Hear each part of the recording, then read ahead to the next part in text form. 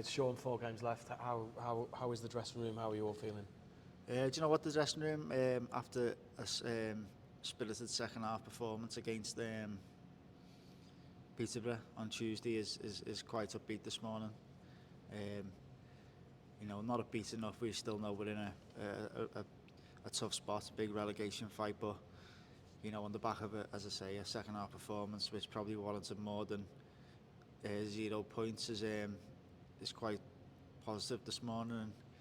And we've got to take that into training today, and then travelling to Pompey tomorrow, training tomorrow on the way down or wherever we train, and then we've got to fight tooth and nail to get a result up at Fratton Park Saturday. Are you confident that you can avoid relegation? I am. I always have been, and we have to be. There's no other alternative. Certainly myself will never ever throw the towel in. I know the players won't. No, certainly the management staff won't, and the fans won't. They're magnificent Tuesday. They have been right behind us. They understand the situation we're in. They're right there with us. They understand the task at hand. The teams we're battling against. The stuff off the field which has hindered us this season, and then you've only got to look at Tuesday night for decisions from officials that have cost us again. And I think the manager was quite mellow with his post-match interview after the game, because the second goal is embarrassing. He's a yard offside. Everyone can see it, and our linesman officiating in the third tier of English football can't see that, then it's just sort of not good enough. And whether he gets reprimanded or not, it won't affect us now because it's gone. We can't. He might miss a game or he might not, but I stand by. I stand by the fact that if players make a mistake, accumulate a certain amount of bookings, they get sent off. There's repercussions for them. They have to come out and explain why they did this and such a thing. These officials sort of just, it's by the by, and they'll be doing another game Saturday and free to make another mistake.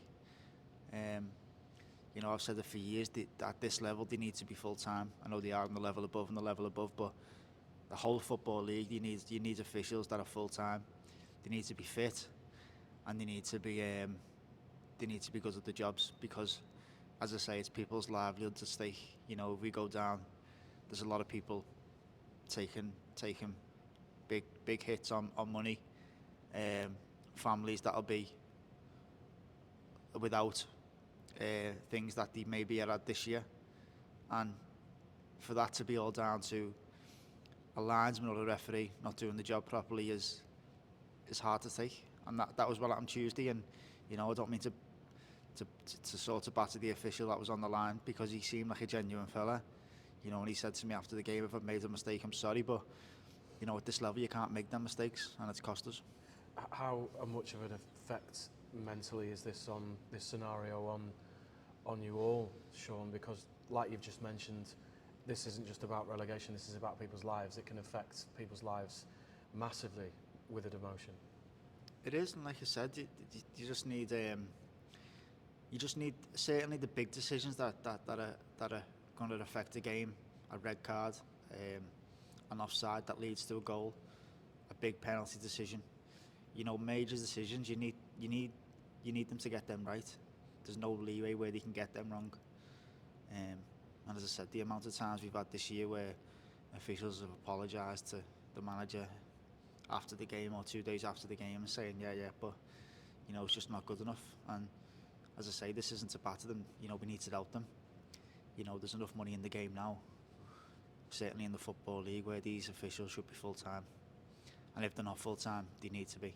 They need to be working each and every day to keep themselves fit, and they need to, as I say, do analysis on teams and know ins and outs, maybe come into clubs. I just think the whole setup needs to change, so these big decisions that have gone against us, and they've gone against other teams as well. People say they even themselves out. Well, they haven't this year. Maybe next year we'll get a few decisions, but this year we've been on the back of a few horrendous ones. And looking at the last 4 games now, we just need maybe one to go in our favour. But in general, as I say, they need help. What do you guys need to show on the pitch then in the last 4 games? Exactly what we showed second half Tuesday. We need to fight. We need to hurry. We need to harass defenders. We need to get in people's faces. And if it's not enough, it's not through a lack of trying. We'll come, whether it's Oxford, Cambridge, whatever.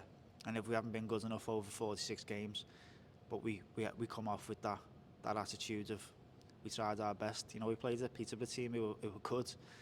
First half, it went through a lack of trying. They were just better than us. They found pockets, they popped us in and out, and it was tough to play against. We sort of got a grip of that second half, and we were a lot better. But we've just got to fight. We've got to run harder than you've ever run. And in them big moments when a chance comes, or certainly as a back four, well a back, whatever, we need to stop leaking goals. And as I say, if we do that, we'll give ourselves a chance. I don't know, there's 4 games to go. We probably need 2 or 3 wins out of 4. It's doable. And I know in this league you can't pinpoint your games. People say, well, you should have beat Fleetwood, you should have beat them. You've got a tough one there against Portsmouth. Every game's tough. So we could go to Portsmouth and win at the drop of a hat. We've done it before. There's no reason why we can't. There's no reason why we can't go to Bolton on the Tuesday and win. And then you could get beat against Cambridge in a game that you're expected to win, and then go and win at Oxford. So I've always thought, earmarking games to win is a recipe for disaster, certainly at this league. On any given day, anyone can beat anyone. Yeah, it looks like you might need to win at least one of these 2 away games you've got over the next over Saturday and Tuesday. Yeah, we do. And as I say, we went to Portsmouth before and won. I think we've got quite a decent record there, to be honest. Will it help us that they can't get in the playoffs? You'd like to think so, but then Fleetwood didn't have much to play for, and they come here with a bit of a freedom and played really well. So, we can't affect what they'll do. We've just got to do our own work on them, which we'll do today and tomorrow, and we'll go there and, as I say, try and win the game. We're not going to go there and set up for a point. We'll go and try and work as hard as we can. Get 3 points, and then look at the table, travel and back Saturday night, and hopefully we're in a better spot than we are now. And Sean, you've been a part of this club obviously for a long time. You've been with John Coleman for a long time. You've had 5 proud years at this level. You don't want to let go of this easily, do you? No, certainly, and I won't. I'll, as I say, for every last breath I take this season, I'll be working as hard as I physically can, which I know the staff are, I know the fans are, and I think everyone understands the situation. Everyone behind the scenes, the chairman, chief exec, everyone knows we're swimming against the tide. We're battling away against some big clubs. Not only that, but as I say, it seems like we're battling away against, certain factors of other things as well, which maybe we'll keep quiet until the summer. But as I say, it seems like everything's against us at the minute. And I know being at this club for that long, when that's the case, we do tend to come out fighting, and we just need that little break where we get a win before it's too late. That spirit and quality that you've shown across the years that John's been here, there's many faces and pictures of players who've had key moments, scored key goals around the stadium. Yeah. One of you's got a chance to join that sort of gallery of fame in the next few weeks, haven't they? It is, and you're right, you're spot on. There's a chance for someone to be a cult hero here, if you like, and it could come from anyone. It could come from a right back, a left back, a substitute, comes on for 2 minutes, scores that goal that, keeps you in League One. They go down in history. And I think for every member of the squad, that's your incentive. Whether you're in the team, out the team, you could be that one player that, no matter what's gone on this season, when you're sitting there in the summer, everyone will be thinking of him, whoever that may be, if we do stay up. And that, as I say, that's a carrot for the whole squad and people who aren't involved, thinking that one moment might come, and you've only got to look at the impact the 2 subs made on Tuesday night in Lowy and Jack. You know, everyone's behind the manager, everyone's behind the staff, everyone's running hard, everyone's trying their best. Sometimes it's not good enough, but we are trying.